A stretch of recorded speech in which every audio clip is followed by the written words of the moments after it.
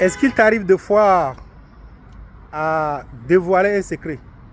Est-ce qu'il t'arrive de fois à trahir quelqu'un? Voilà, stop.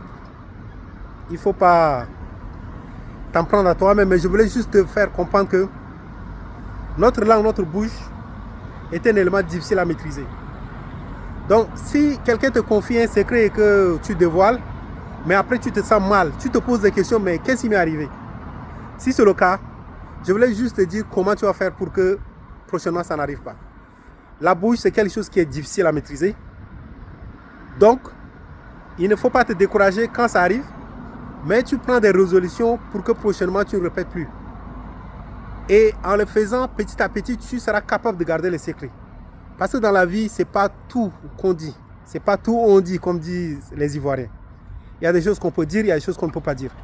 Mais, ce qui est très important, si quelqu'un te confie une information, si quelqu'un te confie son secret, je pense que la meilleure façon, c'est de garder cela.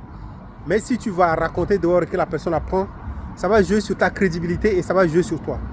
Donc, tu dois simplement faire des exercices. À chaque fois qu'on te donne un secret et que tu gardes, il faut toujours dire que tu vas garder jusqu'à la fin de ta vie. Voilà. Moi, j'ai un cousin plutôt quand on était petit.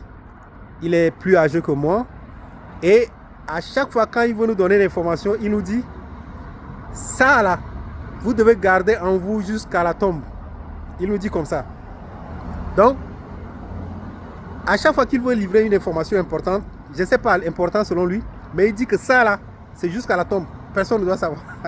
Et il nous fait garder des informations.